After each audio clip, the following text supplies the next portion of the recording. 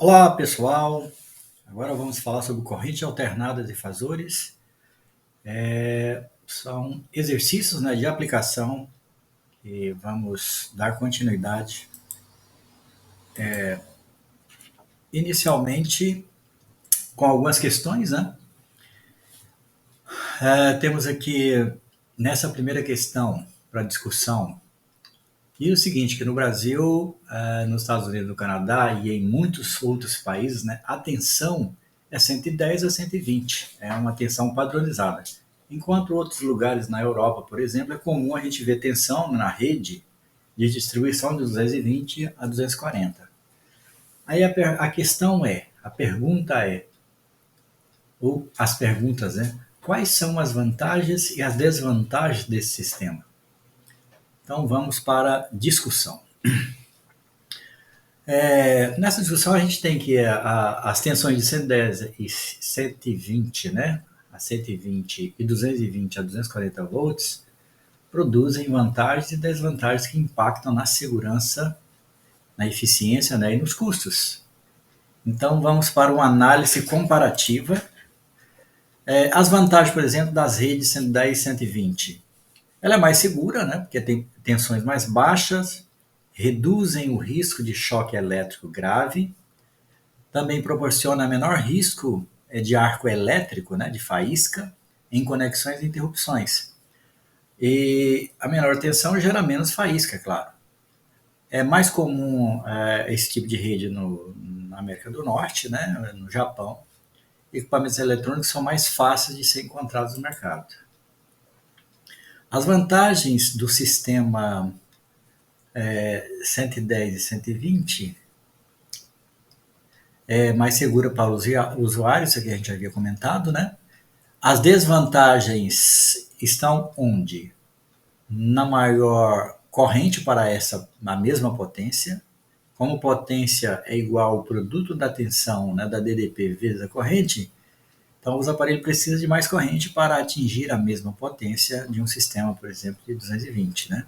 Exige fiações mais grossas, aumentando custos. Menor eficiência energética, com maior corrente, há mais perdas por efeito Joule. Né? A potência, porque está direcionada, diretamente ligada ao efeito Joule de aquecimento, é a resistência vezes a corrente ao quadrado, tornando o sistema menos eficiente. As vantagens para o sistema 220-240 está na sua maior eficiência energética, né? Maior eficiência energética com menor corrente para a mesma potência. Há menos perda por efeito Joule. Nesse caso, as fiações são mais finas e mais baratas, né, porque a corrente é menor, e os cabos elétricos podem ter bitolas menores, reduzindo o custo de instalação. Também é ideal para eletrodomésticos de alta potência, né, equipamentos como chuveiros elétricos, aquecedores, né, funciona com essa DDP, pois evitam correntes muito altas. As desvantagens desse sistema estão no maior risco de choque elétrico, tensões mais altas são mais perigosas e podem ser mais fatais com um contato direto. Pode gerar arcos elétricos, né, faíscas, né, incompatibilidade com países de 110, que tem rede de 110 volts, né, por exemplo, tem o equipamento que funciona em 110, em 220, quando vai para o lugar de 110 fica complicado, tem que ter um transformador, né, um redutor ou um aumento de tensão. Em resumo, países que adotam 110 e 120 priorizam a segurança, enquanto que usam 220 e 240 visam eficiência. Ambos os sistemas têm adaptações para mitigar suas desvantagens, como o uso de transformadores e padrões de segurança modernos. Na questão 2, a gente vai falar sobre um circuito RLC em série, né? Que é conectado através de uma linha de 120 volts. A tensão no capacitor pode superar o valor máximo estipulado, né? Mesmo quando sua vantagem máxima estipulada é de 220 ou 400 volts. Como você pode explicar isso? Então ele é projetado, é conectado a uma linha de 120, né? A tensão no capacitor pode superar o valor máximo estipulado, mesmo quando sua voltagem máxima estipulada é de 220 ou 420 volts. Como você explica isso? Então vamos à discussão.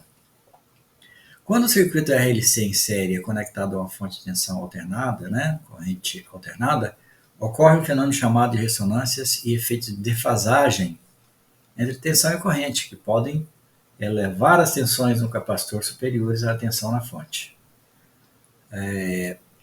Vamos analisar, né, isso detalhadamente. Então, aqui eu fiz um esquema, né, mostrando que a impedância total do circuito, no caso do circuito RLC, né, tem aqui uma FEM entre A e B, onde vai fornecer uma corrente no sentido, né, anti-horário, aqui, passando pelo resistor, depois pelo indutor, depois pelo capacitor. Então, em cada um desses dispositivos vai acontecer o quê? Uma reatância, né, resistiva, uma reatância indutiva, uma reatância capacitiva em cada um deles. Onde a reatância indutiva a gente pode escrever, né, como a proporção entre a frequência angular vezes a indutância. Já na reatância capacitiva, o inverso, né, de ômega C, né, C aqui é a capacitância, né, no resistor, e que ômega é 2πr. E a impedância a gente escreve como raiz quadrada de R ao quadrado, né, através do gráfico de Frazores, mais a diferença de XL menos XC ao quadrado. Explicação física. Se há uma ressonância, há um aumento de tensão no capacitor. Isso acontece quando? Quando XL é igual a XC, ou seja, lá na impedância, né, vamos ter o segundo fator dentro da raiz igual a zero. Então a impedância vai ser igual à resistência, né, aumentando consideravelmente a corrente no circuito. Mesmo fora da ressonância, a soma vetorial das tensões nos componentes pode exceder a tensão da fonte. Entende? A tensão no capacitor pode ser calculada como a VC, né, igual a IXC. E a corrente, nesse caso, que seria a tensão da fonte, né, a FEM, sobre a impedância, que pode ser alta. E o valor em VC pode ser superado de 120 até mesmo 220 volts ou 400 volts, dependendo dos parâmetros do circuito. Né? Por outro lado, o fator de qualidade, que é a razão entre a reatância e a resistência, né, pode ser colocado dessa forma, mostra o seguinte, né, que se Q for alto, a tensão no capacitor pode ser várias vezes maior que a tensão na fonte. Como exemplo, né, podemos colocar aqui, por exemplo, no circuito RLC, a resistência como 10 ômega, né, 10 ohm, uma indutância de 0,1 Henry, a capacitância de 100 microfarad, uma fonte de tensão de corrente média quadrática de 120 volts e a frequência, né, que aqui no Brasil se usa 60 Hz. Então vamos ao cálculo. Substituindo o valor da frequência na equação da frequência angular, vamos encontrar aí 377 radianos por segundo. A reatância indutiva vai ser esse valor, 377 vezes a indutância, né, dá 37,7 ohms. A reatância capacitiva vai dar 26,5 ohms, substituindo aqui na equação da reatância capacitiva. Então, no circuito, os cálculos ficariam assim, né? O cálculo da impedância total seria a resistência ao quadrado menos a diferença entre reatância indutiva menos reatância capacitiva, né? E isso vai nos dar o valor de 14,9 ohms. No caso da corrente, vai ser de 8,05 ampere, né? E a tensão no capacitor vai ser de 203,3 volts, ou seja, um valor altíssimo, né? Passando além do que ele suporta. Então, o capacitor está submetido a uma tensão de 203,3 volts, ultrapassando seu limite suportável de 220 volts.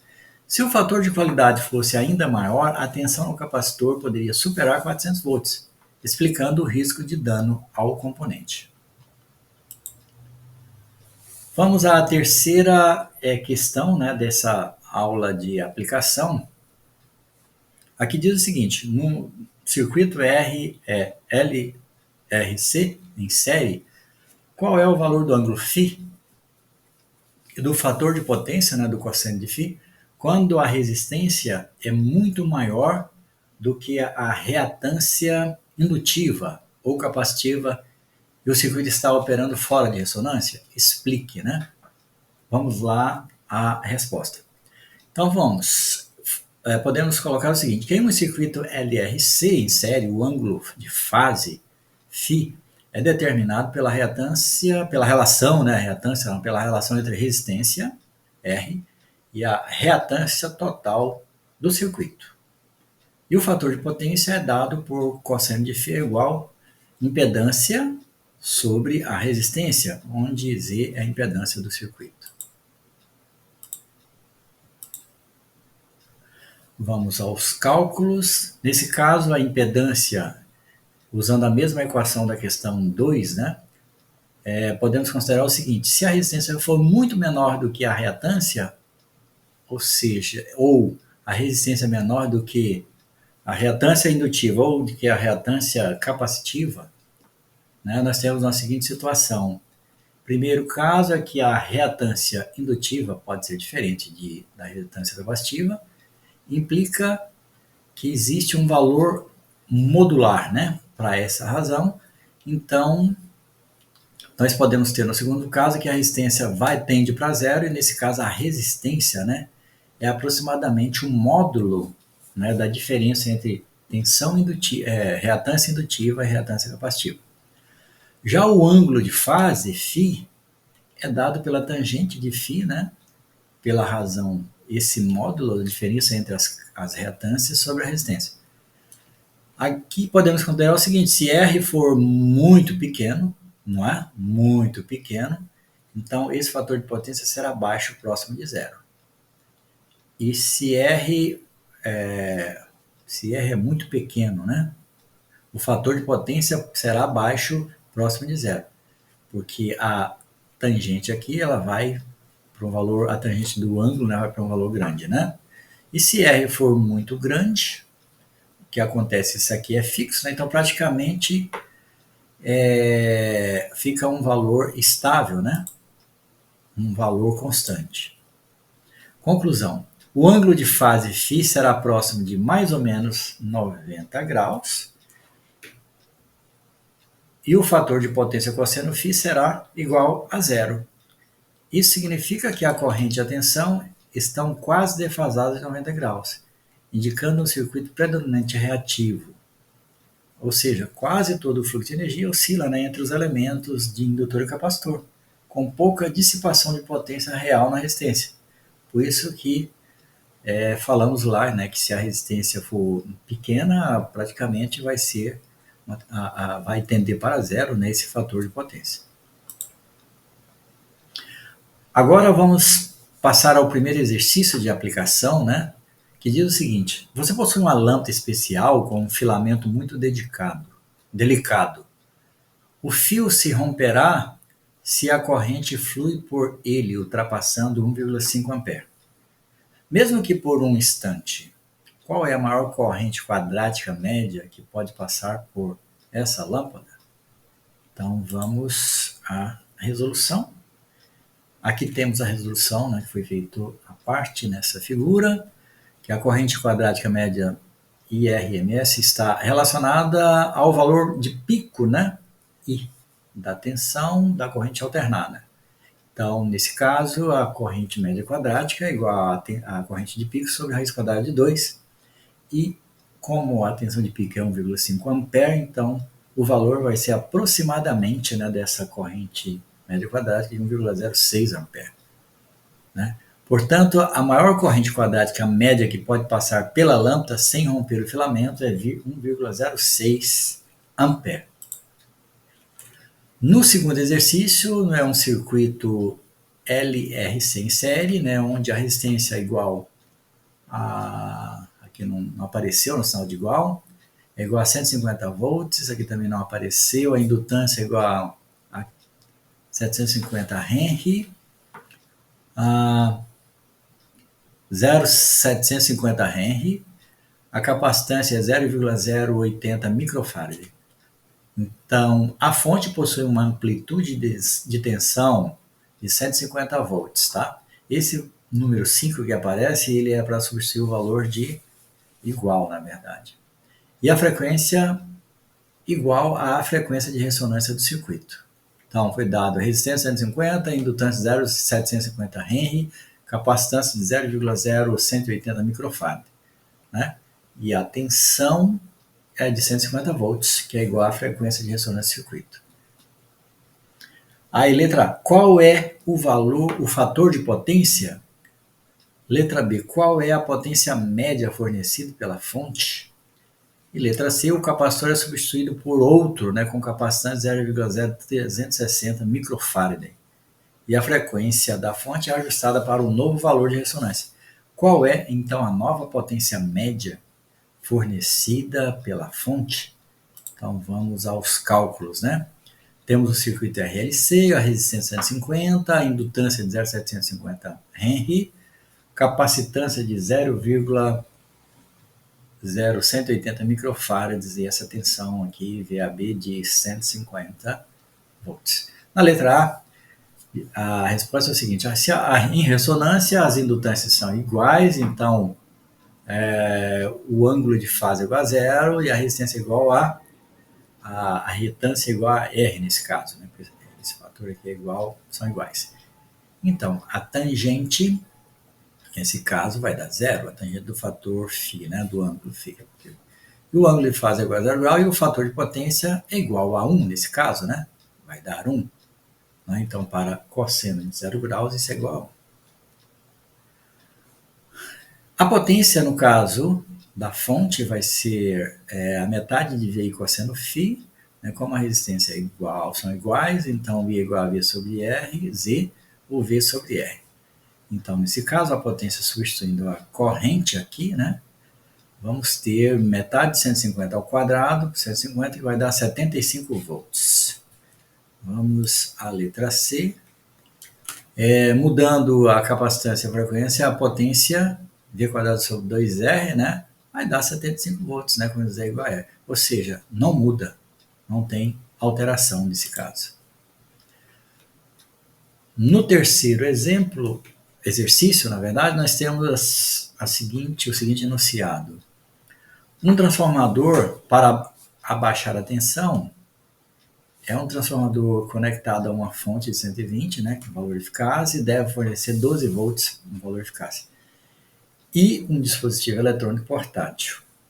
A resistência de carga no secundário é igual a 5,0 ohm. Qual é a razão entre o número de espiras do primário e o número de espiras do secundário desse transformador? Letra B. Qual é o valor eficaz da corrente fornecida pelo secundário? Letra C. Qual é a potência média fornecida para a carga? Letra D. Que resistência deveria ser conectada diretamente à fonte, né, de 120 volts para que ela consumisse a mesma potência fornecida ao transformador? Mostra que esse valor é igual a 5,0 ohms vezes o valor da razão entre o número de espiras do primário e o número de espiras do secundários. Então, vamos ao cálculo, né? Então, aqui um esquema de um transformador, onde tem o V1, né, a FEM de entrada, 120 volts, e a AB alternada. O primeiro conjunto de espira, número N1 para o primeiro conjunto, indutância L1. Do secundário, né, o secundário ele é composto por espiras N2 e indutância L2. Uma DDP V2 de 12 volts, que é a saída, né, de CAD. E aqui deve ter uma resistência de 5 ohms. Vamos aos cálculos, usando a equação para o transformador, temos V2 sobre V1 é igual a N2 sobre N1. Então, I é igual a V sobre R, né? A corrente média quadrática ela pode ser escrita dessa forma, né? Que é DDP média ao quadrado sobre a resistência. Para a letra A, está usando a equação do transformador, vamos obter V1, que é a tensão na fonte, sobre V2, que é a tensão de saída. Isso vai dar um fator de 10, que é o que se pergunta lá. Na letra B, a gente vai ter a saída, uma corrente de 2,40 ampere, né, que é usando a mesma expressão para a corrente média quadrática. Né? Já a potência média, né, que é a potência que relaciona ao efeito Joule, pode escrever dessa forma, I ao quadrado R, né, 2,4 ampere ao quadrado, vezes 5 ohm, isso vai dar 28,8 watts. A potência média na letra D, podemos usar DDP em 1 ao quadrado sobre a resistência, né? E para encontrar a resistência, nesse caso vamos encontrar 500 ohm, que na forma expressando a resistência em função da resistência no secundário, né? A gente vai encontrar Rn1 ao quadrado sobre N2 ao quadrado é igual a 5 vezes 10 ao quadrado, que é igual a 500 volts. Isso responde a letra D. Então, encerramos por aqui. Né? Essa foi a apresentação dessa exercício, questões e exercícios de aplicação, né, sobre a teoria envolvendo corrente alternadas e fasores e transformadores.